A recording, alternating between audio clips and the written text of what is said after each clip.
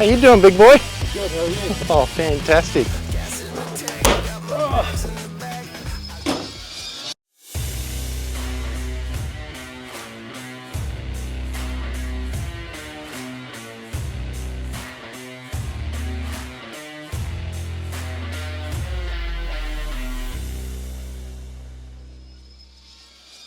G'day legends, on today's episode we're giving DMAX a much needed facelift with this AFN bull bar.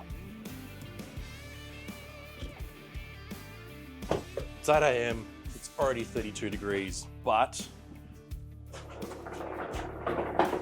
it is bull bar time, finally. So the day has finally come. I've been waiting about 4 months for this bar to come from Portugal, but the team at Ultimate 4 Drive here in Perth have come through with the goods. I've got the AFN bar, the DMAX, and I've got a few accessories that have been sitting in boxes waiting for this day. I've got the carbon 12,000 pound synthetic rope winch to go on. It's a hell of a lot easier to fit a winch with a bar when you install it rather than doing it later. And I've also got the Altic Inferno V2 LED indicator bulbs. These are a no resistor plug and play solution, so you're not having to add wiring to your car. You literally just drop it straight in. There's no flashing, so this is going to be sick. And that is because the AFN bars reuse the factory fog and LEDs from the bumpers on these. They used to do a really cool LED unit, but it is non-ADR compliant, so that's no more. All right, let's get this unpacked and dig in.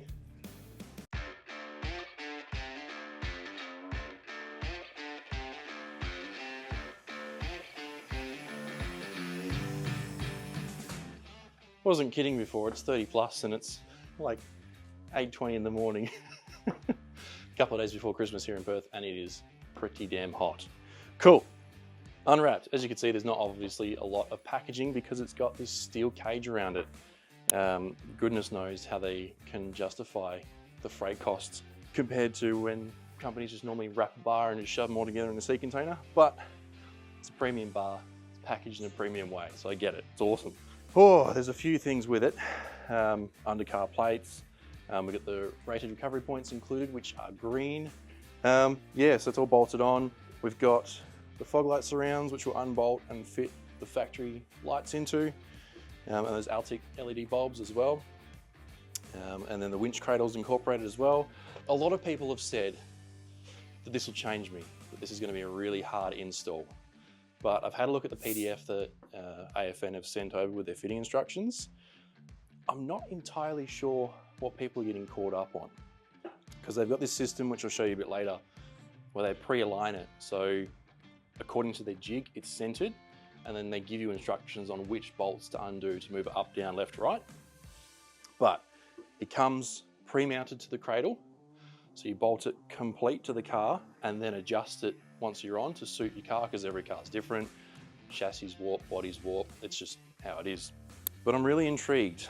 I hope I don't eat my words, but I think this is going to be a lot easier than people make out. But it's not my first bull bar. So we'll just quickly run over what you actually get included with the bar. First of all, and my favorite, the green rated recovery points. We've got these front parking assist sensor blanks. Max is the LSU, doesn't have parking sensors on the front. The X-Terrain does, which is the higher spec, but they don't do the X-Terrain in the space cabs, and I way prefer the space cabs. So we've got those. There's these surrounds which fill in the gap underneath your headlights. Brackets for that. Now the bolt kit itself. This is super well packed up. So everything is very well laid out. And you've got another checklist as well. Yeah, nicely done. Couple of brackets. Now, there are shims to help you align the bull bar. They're not always required, but they've got info on the instructions of how to use these.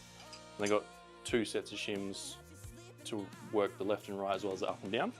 So these are all the plates that go underneath, protect all your radiator and everything up front. So I'll get this unpacked and we'll have a bit of a closer look.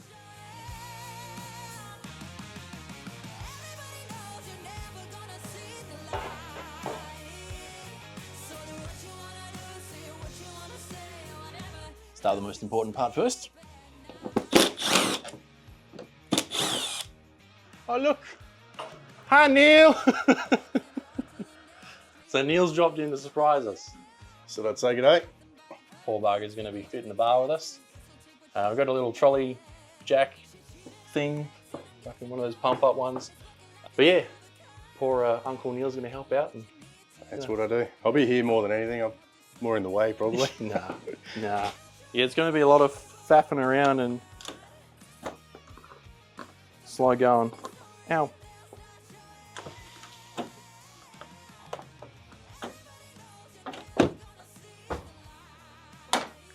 Right, so obviously DMAX has got the aftermarket grill. Normally in your factory one, it's a split grill. So at this stage of the install, you pull your split grill off and then the lower half will come off with the full bumper. But for me, it's all in one.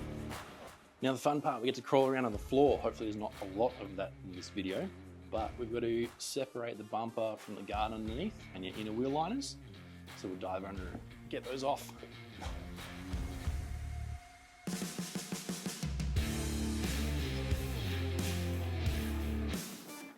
Oh, all right, and like that, quick little pop away. So when you pull the bumper away to disconnect the lights, there's this plug here under the passenger headlight. It's probably a bit shitty and tight, but if you get some needle nose pliers on this little part here, like that, done, easy. Now the bumper just pulls away.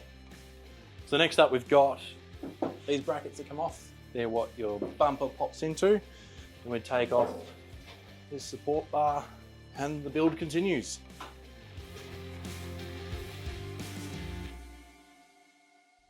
But this is just the crash bar in front, uses 14mm bolts, there's 4 of them. Hang on, here we go. It's heavy. Now we've got to remove the factory air dam. Then we've got these vertical bumper brackets and these ones in here. And this comes off as well. And then I'm pretty sure that's it for the strip. Then we can pull the factory lights out of the bumper. Then we can cut the grille. Then we can fit the surrounds here, which they come in the kit, just fill the gap. So these top parts of your air ram, you've just got 2 clips. You remove those. Make sure you save this top piece because you're going to refit it later on, but the bottom part's going to get deleted.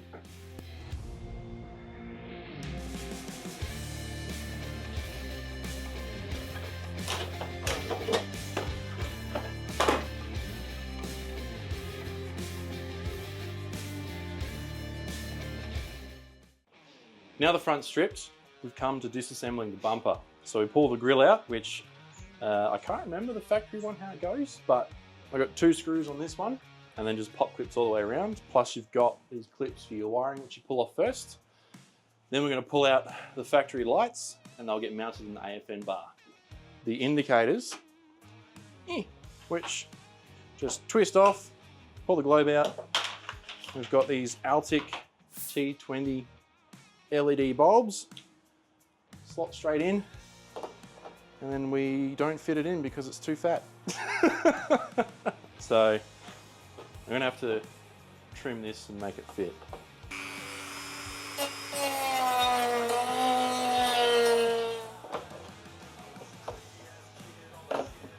Whew. Done, sorted.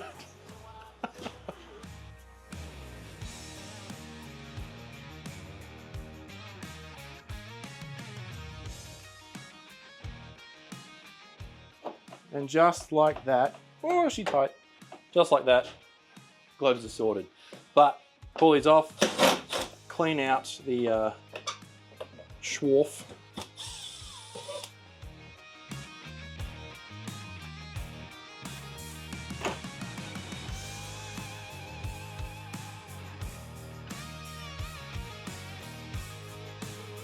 Cool, so now we've got the bumper stripped, the lights pulled off, we're ready to start fitting the filler panels to max. So if you take a second to read through the instructions, make sure you organise the parts correctly because they're not super clear from the diagrams, but the actual parts list will show you which one's left, right. You just take your time to get it right. So we've got them split into the appropriate sides. We've got passenger side and driver side. So we get those thrown on.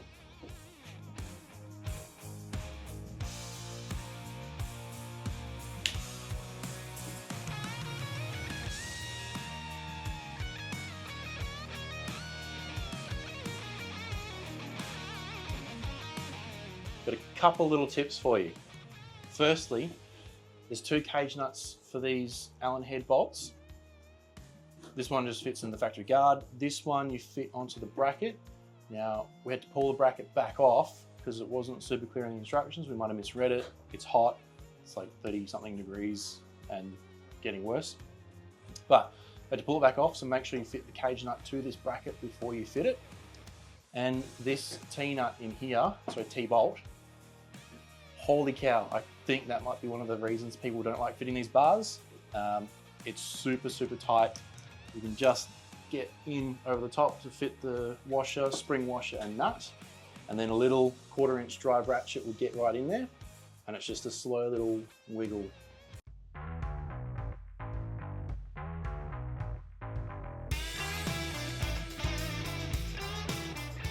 If you like what you're seeing so far with our builds, make sure you hit the subscribe button. And if you want to save some money on your next 4-drive accessory, check out the description below. We've got heaps of discount codes, including these Altic spotlights or the Altic indicators in this video. So now we've got the filler panels mounted all up, and that was a bit of a mission, but all the prep work's done. So now we can pull off this front little bash plate, then we can pull off the fog light indicator surrounds, fit the factory fog lights and indicators, and then we're ready to throw it on.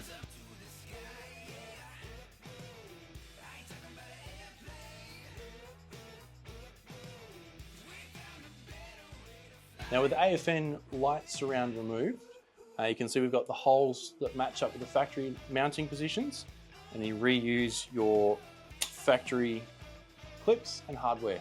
So we'll get this bolted on, we'll chuck it back in.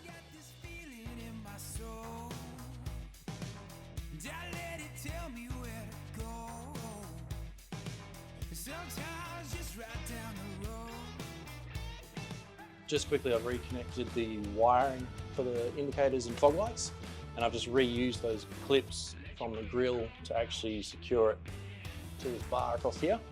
I've also cut the grill.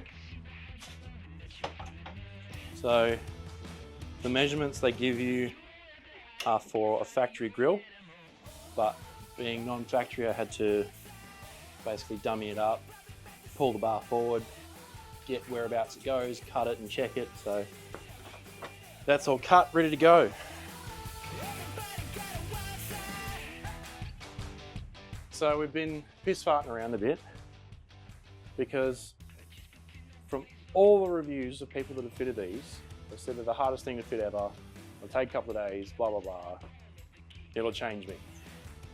But we've bolted it on with onto the chassis, and it just lines up. Like, maybe I'm lucky where Max is perfect for the jigs that they use. Because yeah, they preset it from factory. There's 2 pinning points either side, which they show you in the instructions. As long as those holes are lined up, it is perfect for their jig. And then you just adjust it with shims or whatnot as you need to.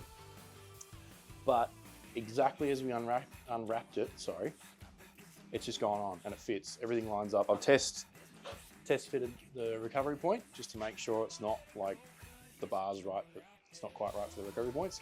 Lines up. Everything is bang on. So I don't know if we fluked it, but it's it's not that hard to fit.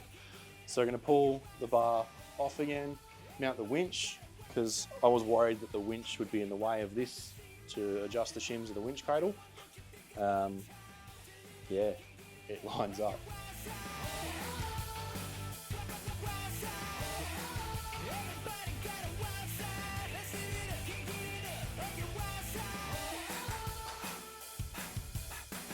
So one of the many items that have been sitting in boxes waiting for Max, we've got the carbon 12,000 pound winch.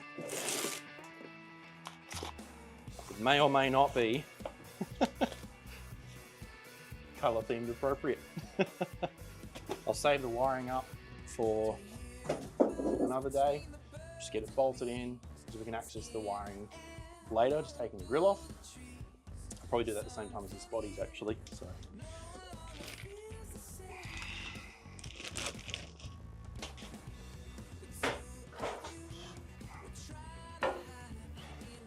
Before we get super keen, I'm going to take this to the workbench and rotate this so that the free spool handle is accessible from the front.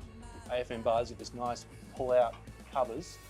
Yeah, so I'll take it out, spin it, and we'll bring it back.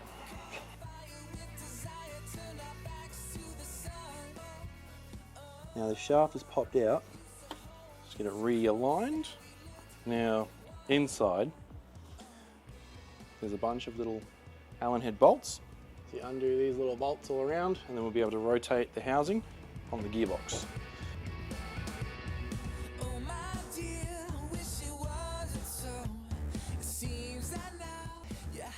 That's it. As long as you're careful with your gasket, take your time. Make sure all your bolts line up. Get all these tightened back up.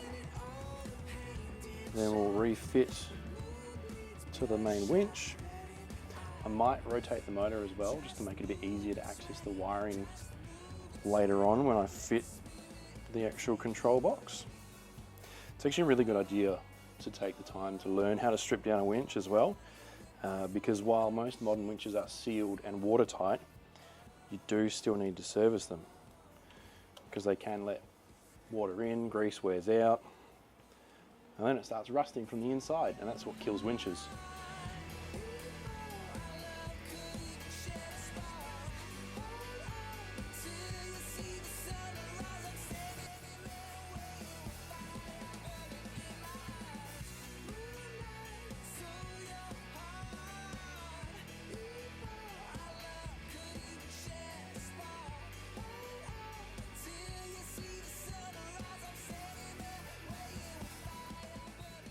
I was expecting from what everyone had been saying, but I just had to power through the last bit. I'm so glad I had Neil here helping. But you see what we did, we just powered through. But now I've got the air dams to fit up. Damn. And then the grill. And then we are done.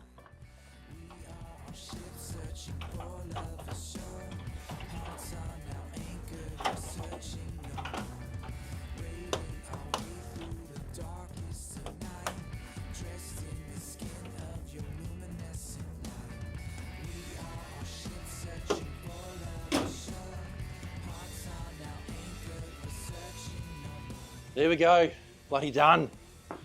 All right, now let's pull her out and have a good look. As you can see, living up to the name, DMAX has been a bit dirty as we've been testing out this bull bar for quite a few weeks now. Hit quite a bunch of tracks, gone down south in the sand, also playing in the mud. So starting off, this is a damn good looking bar. Like, I love how tight it fits. I love how it follows the curves of the car. These nice big hoops give it heaps of protection. So with those angry aesthetics, we've also got a wicked approach angle. The bar tucks up very nicely. Even these metal plates they include, it's all tucked up. The bash plate that comes with it, plus the black and green, absolutely love it. It's definitely a choice aesthetic for DMAX.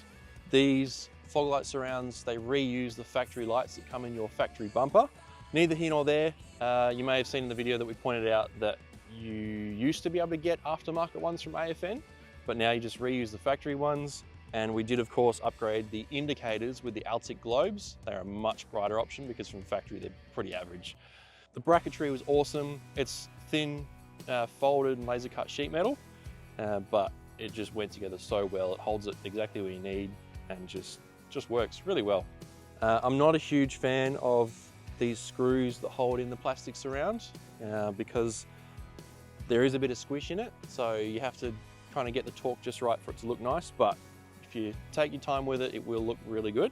These plastic trims, now these do a great job of filling the gap, so it's not quite as obvious that there's a big gap, but it does mean you're not going to be hitting your guard over corrugations, because any modern car, any bull bar, it will have flex. Your body mount moves, they're quite soft, so they're comfortable, and you will always get flex in your bar. So some people like to fit their bars hard up, like some of the the more crawler kind of bars, they'll fit them hard up against the guard, which does look nice around town, but any touring, it's not going to hold up. So this little bit of plastic does a nice job of bridging that gap, so it doesn't look super big, but still serving a purpose. However, that was probably the hardest part about fitting this entire bar, was getting up there for these screws. But if that's the hardest part, it really just shows how easy this bar is to fit. It comes pre-aligned, you just bolt it on and pin it, you're done. Now moving down here, so something that was a bit of a pain is the bar has this really cool looking taper on the front. Looks sick, matches the whole aesthetic of the bar, but it does make mounting up spotlights a bit of a pain. If we just used the Altic spotlights as they came with the bracket, they sit way too far forward and we couldn't actually get it tightened down in the angle that we wanted to match the car. So I've 3D printed these adapters, got it mounted up, looks solid, works well. Something little, but that's not going to be every single spotlight, but most spotlights with these hard brackets, like this is a nice machined aluminium bracket. It's yeah, just something to keep in mind. Now coming down here, we've got these quick release mesh panels, which again, the whole aesthetic is awesome. I really love how this bar looks, but what they do allow is easy access to your winch control. So you can switch your lever to put it into free spool or lock it in for when you want to actually use it. That's a cool little feature. Obviously got the winch fair lead here. We've got the carbon winch, which we bolted up during the install. You cannot fit a winch in this bar once you've bolted it all up. So something to keep in mind, if you're gonna fit this bar, either do it with the winch or be prepared to pull it all off when you get your winch. So another little niggly thing, I know off-road animal, you can fit the winch post-bar install, and they've done it in a really cool way, but I just love this aesthetic. It's worth it. I knew what I was getting into, so I got the winch at the start. Then we've got this stainless steel bash plate, which comes standard. It's got the laser cut AFN logo, a couple of breather holes, very, very solid.